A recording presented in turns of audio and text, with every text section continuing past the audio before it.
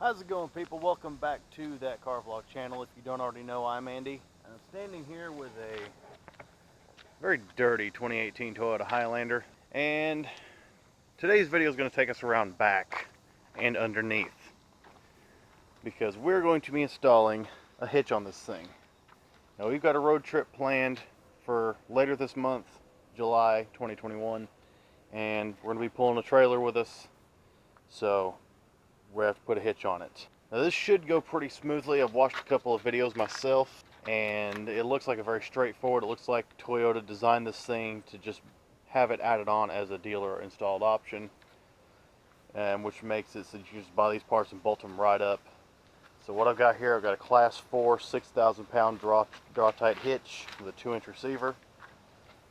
And here I've got all the necessary hardware to bolt up to the existing holes on the car. And the Curt wiring harness, plug and play, up underneath this floor, we'll show you in a bit, is where you go in to plug everything in. It's very simple, very straightforward installation. The biggest bear is going to get this thing under here, there's this hitch up underneath, and get it there before the rains come. So, let's start by getting up underneath and see what we need to do to get this on. Alright, we're starting underneath on the driver's side. We have to get this big plastic cover out of the way. Now what we got here is we got some tins here and over there we got some tins, and then up here got a couple of these 12mm nuts. One of these things is already pulled through at some other time, so we're probably not going to be worried about that or even reuse it. And then you got one of these body clips right here that I can just pry with a flathead. There it is right there. I don't own trim removal tools, so, oh well, this will do the job though, no problem. I hope you can see it, it's that type right there. I know the lighting sucks. It's going to be a sucky lighting video because it's going to be underneath the car, but that's it right there. Alright, let's get that stuff off. Alright, so up here, this one just turned and turned and turned. I actually just had to grab my pry bar and just give that a light pull, and that came right off. Now, this plastic bit should be ready to pull down. And there it is. Now there's a good chance I'll just be leaving this off because installation is going to require cutting into it. We'll see. Cutting a little bit out of it. Alright, so there's that. And here you can see now where the hitch is going to mount to. So these plugs right here, the ones that have this slot in them, these are the mounting holes for the hitch. So we're going to get those plugs out next. And that was just as quick and simple as can be. Here's one of the plugs right here, just a quick twist with a flathead screwdriver, and here we have exposed the holes, the pre-threaded mounting holes for the hitch installation. That's specifically what these are here for. Now let's go do the other side. And while we're at it, you can see there is no spare tire under here right now. And truthfully, it's not because I removed it. This was just like many used car situations. Wasn't there when we got it. I talked to the dealership, and I got the dealership thing saying, well, we can try to get you one at our cost, but you know, it is a used car. It's a $37,000 used car, but it's a used car. So I'm trying to source one of these. We do have good roadside assistance, but if I can have a spare with me, that'd be great.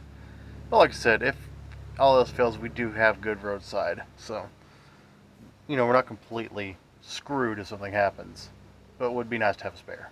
Alright, now to the passenger side. Here you can see we have our muffler at the end, the smaller muffler, that is, just a little thing. Over here we have our tow hook. We need to remove this tow hook because two of these bolts are occupying mounting space. So what I have a 17mm socket on a 1/2-inch drive with an extension, and we're going to bust those nuts, bolts loose, nuts, bolts, whatever they are, and get that tow hook down. One other detail that might make things a little bit more accessible, right here we have an exhaust hanger, and ignore the scan, if there's scan lines for my LED light, ignore that. If I can hold it still. There's an exhaust hanging bracket right here against the frame.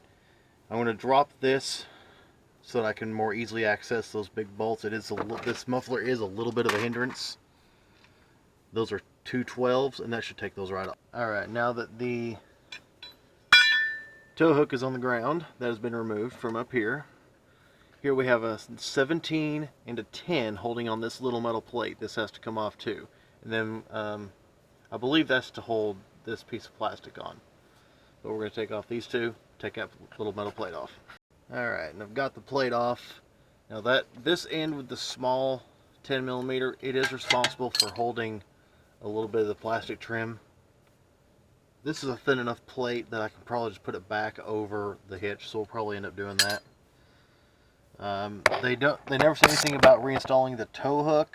This is much thicker metal, obviously, because it's a tow hook. So that may or may not happen. You probably just pull it by the hitch when it hooks up to a tow truck. It's probably the idea. Anyway, we freed up all the mounting areas for this hitch. Now the big deal is going to be getting the hitch, that big boy over there, up underneath here. Alright, now here your Draw-Tite kit comes with 6 of these big bolts right here. They're designed to fit perfectly into the mounting holes that we just gained access to. I have verified these fit. And it also comes with 6 of these washers that have these little teeth in them. It's going to be very important which side goes where here in a second. In fact, I'll go ahead and tell you. These bolts are going to obviously go up through the hitch like this. Your washer is going to sit down to where the teeth are in contact with the underside of the hitch metal. And there is a torque spec. We'll take care of that torque spec once I get everything mounted up and ready to torque things. Also, the 17 is the one we use to take out the existing bolts. These bolts, however, are a 19, so make sure you have a 17 and a 19. Let's try to get the stuff lined up now. Alright, and there we go. Now it's not tightened down. I've simply put the bolts in. Everything is in position. So we have 3 over here and 3 over here. 1, 2, 3. And this is a situation where having a gut kind of come in handy, because the receiver just kind of rested there and I just positioned everything with my hands and arms and got everything in. So now we're going to take and we're going to tighten all these down to 76 foot-pounds. That's what our instruction sheet says. I got my torque adapter out. We set it to 76 foot-pound and tighten all these things down. I did go ahead and drive the rear end of it up on some ramps, because the disadvantage to the gut is now that this is in, it makes it a little bit more difficult to climb in and out. So a little more working room with it up on the ramps. Anyway, let's get these things tightened and torqued down. Okay, so I actually went back and grabbed my regular old click style torque wrench. It works just as well. I was more confident in the accuracy of that. The digital one was beeping at a much lower torque, suggesting it was there, so I didn't like that. I also went and added just a little bit of liquid Peace of Mind, some Loctite to each bolt. Now we've got to reinstall the exhaust, which just simply means we got to rehang this bracket on the frame where it came off. The bolts that came out, just put it back in the same place. This kit did include this plate here and two hardware sets, nuts, bolts, and washers. To relocate this down a little further, about 1.5 inches, 2 inches down. I've checked the clearances. They're close, but not close enough for me to want to do that and make the exhaust sit even lower than it already does. So I'm just going to put this back in the existing place, and that shouldn't be a problem. I'm just going to run them down until they're tight. Alright, let the shaky video footage continue. We're done installing the actual hitch part now, and here it is, looking good up underneath the bumper, sticking out just enough. This does stick out a little way, so if you want one that's concealed, that's not what this is. Keep that in mind if you purchase this one, which is fine. I don't think we care about it being concealed. This is great. It looks good. I do need to come in here. I've got some gloss black paint. I need to come in here and just touch up some stuff. It looks like maybe it got knocked around a little bit between here and where it came from. So I'll have to, touch up with some gloss black. Not a big deal. I don't really care about that. Now what we've got to do inside. So here is the wiring harness. Now this was, if I'm remembering correctly, about $35, $40. Yeah, this is not the cheapest thing in the world, but this is the plug and play harness by Curt for this car. Now getting in here and removing this putting this in is actually very simple. So first we're going to take off this floor panel. It just pulls right out. And we'll set this aside. Over here you've got a cover for side storage, which I think on certain other trims is maybe something else. And this will just simply, you grab in the right spot and give it some tugs, this will just pull right up. Alright, now I have to remove this whole plastic area here that contains the jack. See, if we pull this area back here, there's your jack. And here's all the tools. This plug here actually gives you access to the nut to lower the spare tire, you know, when there's one installed. Anyway, I have to remove one 10mm nut from right here, and this thing will lift out. But before we do that, I'm going to get my two flatheads here.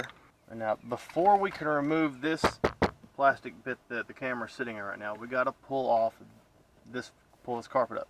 There's some fasteners here, so there's a clip right here, there's one here, there's about 4 more all the way across this. Now if you got a trim removal tool, great. If not, I've just got 2 flatheads that go up underneath the carpet and very lightly just pull up and they come right out. Okay, now that we've removed that tin, all this just simply pull up. You have to do a little bit of jerking around because you know all the plastic in cars, but a little bit of jerking around. This entire thing does come up. If you want to remove the jack and the tools to make it easier on you, maybe you think it'd be a little lighter, it would be. I'm not too worried about it, it's not very heavy. And there, that just sits on the ground. Now here we are underneath the floor, and good Lord, look at all the crap in here. This car's 3 years old. Tell me kids rode in this car, and pets, without telling me that kids and pets rode in this car. Yeah, I'm just going to clean that crap out. Before I go and vacuum all the crap out of this car and install this wiring harness, I want to ask you guys do me a favor, and that is when you get done here, go back to the channel and browse the rest of the videos. I've got a wide variety of things over there, from car reviews, car shows, family vehicle updates, repairs, modifications, what have you. Wide variety of videos, something for everybody, I'm sure. If you like what you see, subscribe to the channel, hit that notification bell, and follow on Facebook and Instagram at that car vlog channel. 2 other places where you can get notified when a video goes up. Also, I'm always looking for cars to review and drive on this channel, and I always put a link in the description to a list of cars that I've put together and add to as I think of them, of cars that I would be interested in reviewing and driving on the channel. Obviously, all offers are appreciated. If you got anything you want to let me review and drive on the channel, hit me up on social media and see if I can make something happen. I definitely want to review and drive as many cars as I possibly can. It's one of the main ideas for this channel. Just I like being around cars and I want to experience them. So with that, let's get back to the wiring.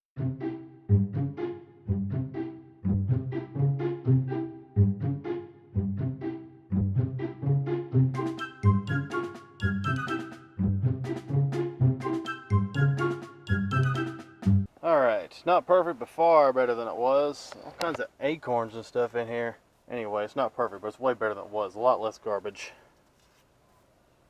Jellyfish. Anyhow, now, we're standing in the cargo area, okay? We walk in here, and we turn around, and we face to the outside of the car.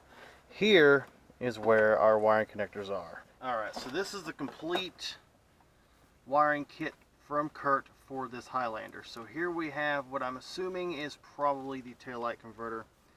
As you can see, your 4-way comes out here and then there's input of more than that. This does have independent turn signals, being a foreign car, so it's most likely your taillight converter. It also has an inline fuse and a wire to ground it to the body. Here we have a hardware packet that's got some splices in it, and we've got a fuse that goes into here. We have the 4-flat connector that plugs in right here, runs outside to underneath the car. Instructions. We have this dust cover for the 4-flat connector, and we have a mini fuse 10 amp and a low profile mini amp 10 fuse. I'm assuming that different years may have a fuse, so they included one of each. one of these will end up going underneath the hood in that fuse. Go over ahead and start by unwrapping this larger harness. You can see this is the whole thing right here. It's kind of a loop of wire. And of course one white one hanging off that goes, it's right here. And this, very simply, just plugs right in to this 10-pin connector right here. It just clicks right in. Now we have in this hardware pack, dump all that out into my hand there. There's a regular full-sized 10-amp fuse to go in line. It's just going to go right here. Alright, and then we'll put the protective cover over it. Alright. So now we'll move that out of the way for now. Here we have the 4-flat, the 4-pin connector. We'll unbind that, and this, see, it's a pretty long length of cord.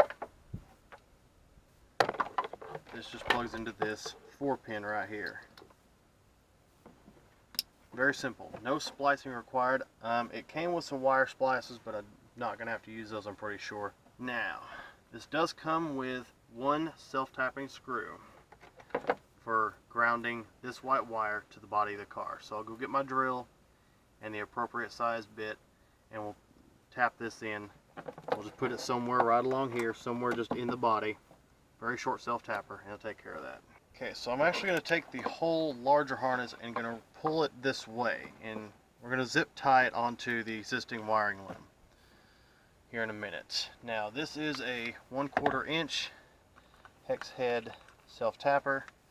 I'm just going to select a spot on the bodywork inside. This is the only drilling required for this kit is just with this self-tapper. So don't think you're going to be drilling a bunch of holes into the car. At no point have we done that. This is only for this self-tapping screw. That is securely fastened. Now, like I said, we're just going to zip tie this harness to the rest of the existing car's wiring harness. Alright, next step. We got to get the 4-flat connector to the outside of the car. Now, here on the driver's side, behind where that little storage cubby sits, there's this rubber grommet that runs wiring out to the outside of the car. So if you pull that, there's a hole. We want to cut a slit in this, but of course you want to be careful, you know, not to damage existing wiring. So I got my razor blade here, my folding utility knife, and we're going to cut a slit in that and run the 4-flat through there. Alright, now we can see the wiring has run through that rubber grommet. I put it back just as good as it can possibly go back.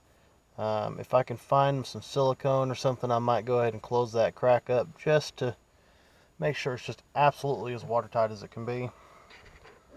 I have zip tied the 4-flat harness to 2 different points here on the car's wiring harness. Now you can see the 4-flat is now coming out from underneath the car. Now we just want to put everything back, make sure we get all of our kit out of this well here, because we need to put everything back now, including my light. How bad would that be to be looking for that for the next 3 months? Alright, now we're going to reassemble the rear here. So we're going to grab our tray, which of course, you know, has our jack and all of our tools in it. And I'm going to drop some of those tools on the way over, which is, you know, just fine. Alright. It's just going to set down in here. I'm going to line up all the little clips. That's mostly how this attaches, is with clips. Push them all in. And then of course you have to reinstall the 10 mil over here. Not difficult, it's actually not hard at all to get back on there. Give it a little half of an UGA. Alright, here's the side cubby, or storage, or whatever we want to call it. We're just going to drop that in there, line all of its clips up, and give it a few nice whacks around the edges. Here's the cover for the side cubby. Goes in rear first and then drops into place. Don't forget to put the carpet back. You just push the fasteners back in.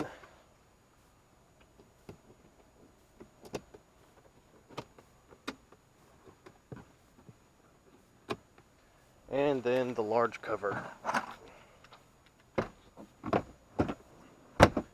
And aside from picking up after myself, the interior is done. Alright, now underneath the car, first just going to real quick just attach the dust cover to this 4-flat connector. Now, let's move the camera and let's go up here. Gotta run this 4-flat to pretty much right here. But we can't just let it hang now, can we? Nope. So I'm just gonna wrap this thing around. And it looks like one time wrapping it will actually do it, and I can zip tie it to this large part. Alright, so I decided I didn't like the idea of it wrapping around here and being all visible and such. So it's come over and wrapped it around this area right here. This plastic bumper piece kind of fastens onto this metal. Wrapped it around there a few times, then brought it over here to the main frame of the hitch. And right here where I can only assume a 4-flat bracket maybe is supposed to go. I didn't get a 4-flat bracket. It didn't include one. I just took one of the smaller zip ties and tied the wiring to that, and then of course tied a big one around the main frame of the hitch. So that's not going anywhere. It's got the dust cover on it. There's one more step to this installation left to go, and then we can test. So right here I got 2 different mini fuses here, and the rain is starting. That's unideal. Alright, so here on the driver's side in the engine compartment is our fuse panel. I'm going to remove that if it'll be cooperative. Turn it over and around. Okay. And it should be this spot right here. So you have this big one here. This, then you have this right here, then a 10 and a 7.5. And then right here's the third spot over.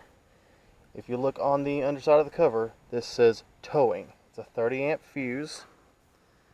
And trying to see, it looks like they may be low profile. In fact, I am betting money on this being a low profile fuse, because it is a low profile fuse. So the 18 Highlander takes the low profile, the smaller of the two.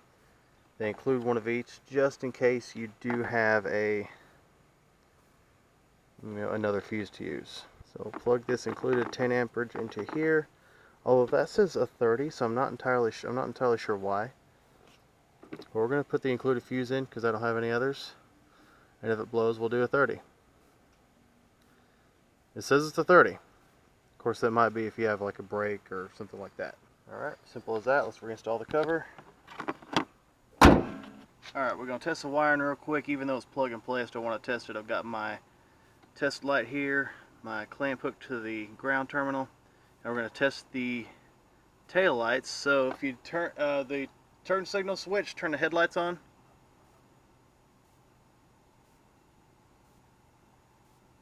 Okay, that's good. And kill those. Give me a left signal. Okay. And brake. Alright, hold it. Alright, let off the brake and give me a right signal. Alright, all appears to be working. Alright, now there's one piece that come off the car that I won't be putting back. Now you can put this back, but it requires some alteration. So if you remember, this is the first plastic piece I took off the corner of the driver's side underneath. And in order to make it clear the hitch, you got to do some trimming in relatively in this area. I'd have to get my jigsaw out and cut that. We're not too crazy about the idea of cutting this thing up. I've looked underneath. I don't see any reason why leaving it off would cause a problem. So I'm going to leave it off. If it does, for some reason, I'll put it back and I'll cut it. But I've taken and I've put back any fasteners back in their places. There's that one and screws and stuff, just so they don't get lost. And I'll store this in the shed. If it ever needs to go back on, we'll have it. We'll have all the fasteners. If you choose to use it, just know you are going to have to do a little bit of trimming and cut some off to make it work. Alright, so there it is. That is the whole installation for the Draw-Tite trailer hitch and Curt wiring harness on the 2018 Toyota Highlander. Not a hard job at all. If you're quick and good and you're not doing like me and filming and forgetting tools and having to pee, stuff like that. Should be an hour, hour and a half job. Took me a little over 2 hours, but like, you know, once again, I'm filming. That usually tends to take a little longer. Thankfully, we're just getting done just in time for rain to roll in. I'll clean this stuff up. But that's it for this video. I hope you guys enjoyed it. I hope it was informative, and if you're going to do this job, I hope it helps you to do it successfully. It's not hard at all. Everything's plug and play. It's designed specifically to go on this car. I will go ahead and link in the description to the Rock Auto where I got these parts from.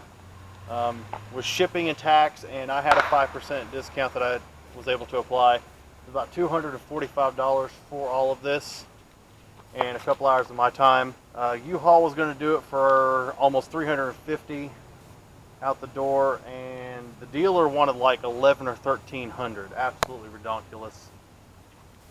So I said, you know what, I can buy the parts. It's not a hard installation. I'll do it myself, and I've proven now it's not difficult. It's very straightforward. Anyways, once again, I hope you guys enjoyed the video. If you did, you know what to do. Like I said before, drop down, give this video a like, comment, tell me what you think, subscribe to the channel, and I'll see you guys in the next one. Take care. Select a spot on the bodywork inside.